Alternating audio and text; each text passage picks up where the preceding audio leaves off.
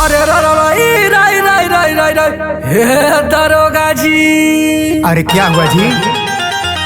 पहला बेरी आई रहली घूमे खातिर मेला। अच्छा अच्छा। आयो चक्के में हो गईल हमारा संग खेला। तब नया नोहर कनिया बड़ी बुधियो न बाटे। ओ चक्के में हो गईल साहेब झमेला। हाय दरोगा जी। अरे तो क्या करें जी? अरे हेराई गईली हो हेराई गईली। अरे कौन हेरा गया? हमर नया नोहर कनिया हेराई गईली।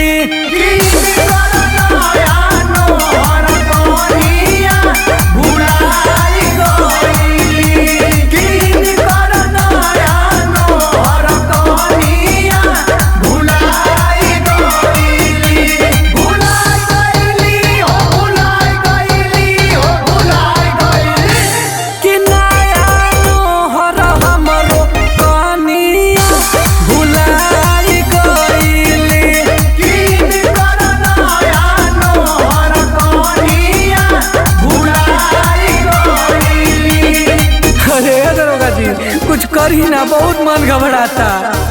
सिपाही जी इसका रिपोर्ट लिखिए तुरंत। हाँ जल्दी जल्दी जल्दी लिखिए।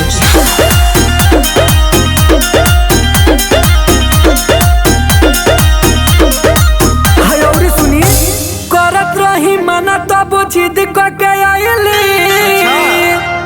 लिखी ना रिपोर्ट साहब के ने भूलैली। अरे पैर छोड़। नहीं सवर नहीं गोर छरहर बड़ी हो। पहनले लाले लाले साड़ी लमहर बड़ी हो।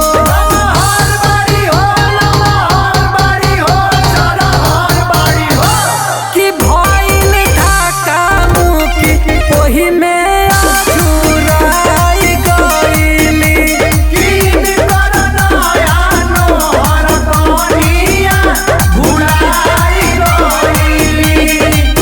देखो हम तुम्हारा प्रॉब्लम समझ रहे हैं। जहाँ कहीं भी होगी उसे खींच लाएंगे, क्योंकि कानून का हाथ बहुत लंबा होता है।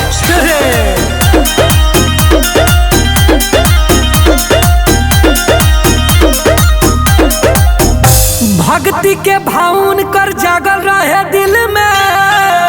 जय हो। अब बड़ी नु फेमस बड़ी इंस्टा के रील में। रील में घूंघट तन तन के वीडियो बनावेली। पूरा घर भर के हंसेली हंसावेली।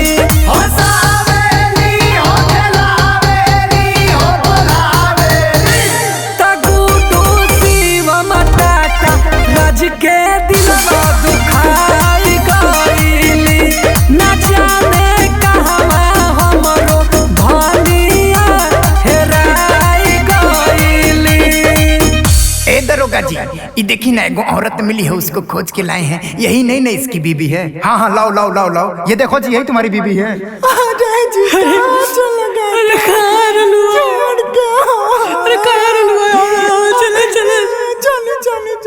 बस